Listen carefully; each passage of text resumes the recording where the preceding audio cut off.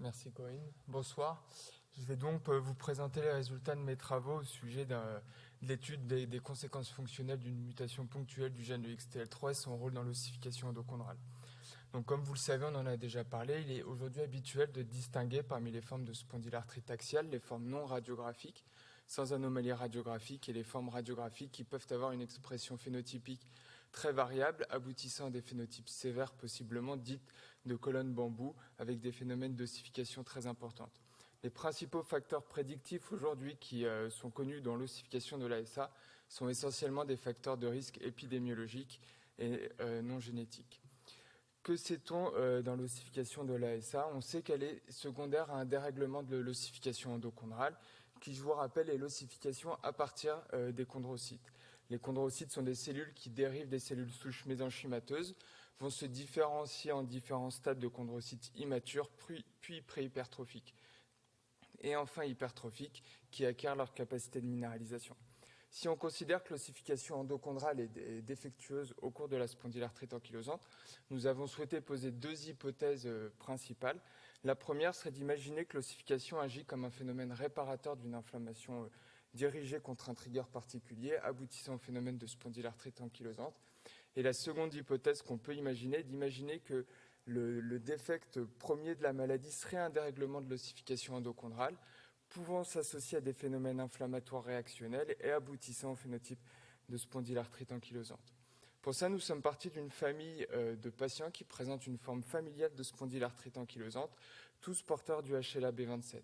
Nous avons fait une analyse de whole exome sequencing et identifié un variant rare du gène XTL3 chez 4 membres des enfants de la famille qui sont tous atteints de spondylarthrite ankylosante et porteurs du HLA-B27. Il est à noter que le seul membre de la fratrie qui n'a pas le variant rare du gène XTL3 a uniquement une sacroélite érosive et non une spondylarthrite ankylosante.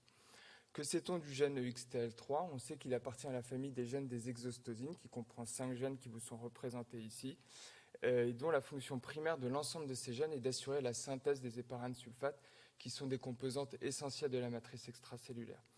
Ce gène a d'emblée été un candidat très intéressant puisqu'il est bien connu depuis la fin des années 90 que des mutations des gènes de la famille des exostosines, en particulier EXT1 et EXT2, sont impliquées dans les phénotypes d'exostose multiple héréditaire, qui sont des maladies ossifiantes avec des ossifications très différentes de celles observées dans l'ASA, mais néanmoins avec des ossifications anormales. L'objectif de mes travaux était donc d'étudier le rôle du variant rare du gène XTL3 et sa pathogénèse dans l'ASA, et en particulier dans les mécanismes d'ossification. Pour ça, nous avons construit un modèle murine porteur de la mutation que nous avons étudié à l'état hétérozygote, et nous avons réalisé deux types d'analyses. Une analyse phénotypique de nos souris pour confirmer le phénotype ostéo-articulaire avec des analyses microCT et histologiques, et afin d'étudier les voies de signalisation et les phénotypes cellulaires impliqués dans le phénotype observé, nous avons fait des cultures primaires ostéoblastiques et chondrocytaires à différents temps de différenciation, avec des analyses transcriptomiques, des analyses protéiques et des colorations sur culture. Donc, quel type de phénotype avons-nous observé? Nous nous sommes concentrés dans un premier temps, et c'est les principaux résultats que je vais vous présenter ici, sur le phénotype à l'articulation sacroiliaque, qui est une zone bastion dans la spondylarthrite axiale. Ces deux coupes microCT vous représentent principalement le phénotype observé, avec une atteinte de l'os trabéculaire qui prédomine sur le versant sacré de l'articulation sacroiliaque, qui vous est représenté ici, et une altération de l'interligne articulaire, avec une atteinte principalement à 6 mois sur le versant toujours sacré de l'interligne articulaire.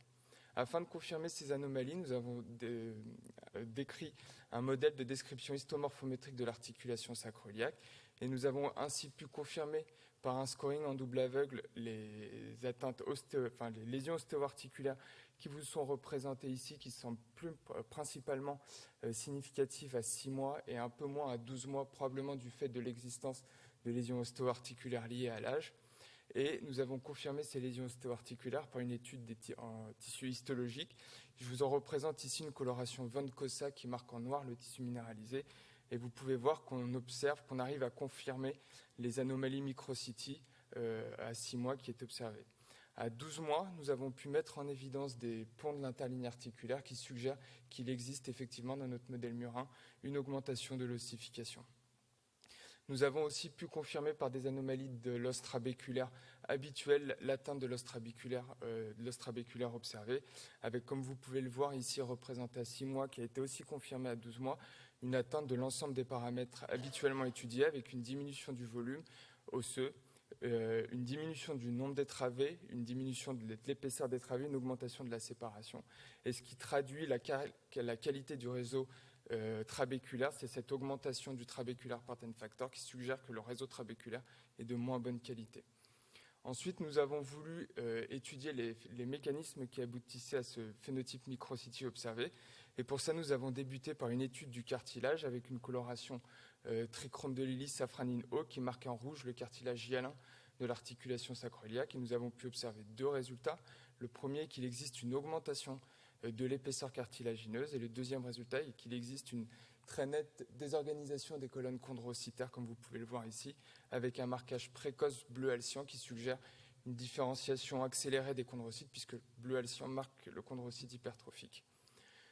Comme je vous l'ai dit, nous avons réalisé des cultures chondrocytaires aux 3 stades de différenciation, immature, préhypertrophique et hypertrophique, et nous avons pu observer des éléments qui suggèrent une accélération de la différenciation chondrocytaire, puisque ici, par exemple, au stade préhypertrophique, nous mettons en évidence une surexpression de marqueurs de chondrocytes hypertrophiques, comme la MMP13 et le collagène 10. Ces résultats en analyse fonctionnelle suggèrent une augmentation de l'ossification endochondrale, et nous avons pu confirmer cela par des analyses qPCR sur des cultures cellulaires indépendantes, où l'on observe effectivement au stade immature des marqueurs de chondrocytes préhypertrophiques comme l'ostéomoduline et hypertrophiques comme le collagène 10, et au stade préhypertrophique des marqueurs de chondrocytes hypertrophiques comme le collagène 10 et l'ostéocalcine.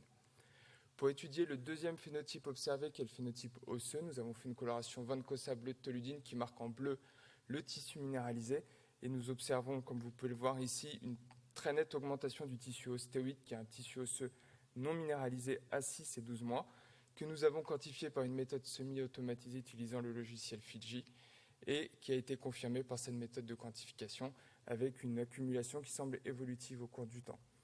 Ce phénotype observé est associé à un phénotype cellulaire aussi ostéoblastique aux 2 temps de différenciation, J15 et J21, puisqu'on observe une diminution des capacités de minéralisation ostéoblastique qui vous sont représentées ici, et une diminution de la différenciation ostéoblastique à tous les temps étudiés, comme ça vous est représenté ici, avec les marqueurs habituels de différenciation ostéoblastique. En conclusion, nous avons donc identifié un variant rare du gène XTL3, ce que je ne vous ai pas présenté, qui est associé à une accumulation d'héparane sulfate suggérant une mutation de gain de fonction, ainsi qu'une augmentation du marquage héparanase suggérant une augmentation de la fragmentation des héparanes sulfates. Nous avons pu identifier un phénotype chondrocytaire avec des arguments pour une accélération de la différenciation chondrocytaire, aboutissant à une altération de la composition cartilagineuse et des lésions articulaires. Nous avons pu observer un phénotype ostéoblastique à type de défaut de minéralisation et de différenciation, les ostéoblastes ayant probablement un rôle dans la synthèse des héparanes sulfates, aboutissant à une altération de la microarchitecture osseuse, l'ensemble étant dans le contexte évocateur d'un phénotype de spondylarthrite axiale. Pour terminer, je voudrais faire quelques remerciements. Évidemment, Corinne et Olivier qui ont été moteurs sur ce projet, le professeur Claire Bardet qui est à la faculté dentaire de Montrouge. Je voudrais remercier les collaborateurs, Xavier Ouard et Patricia Albanese à Créteil. Et puis, je voudrais remercier la SFR pour son soutien durant toutes ces années. Et je vous remercie pour votre attention.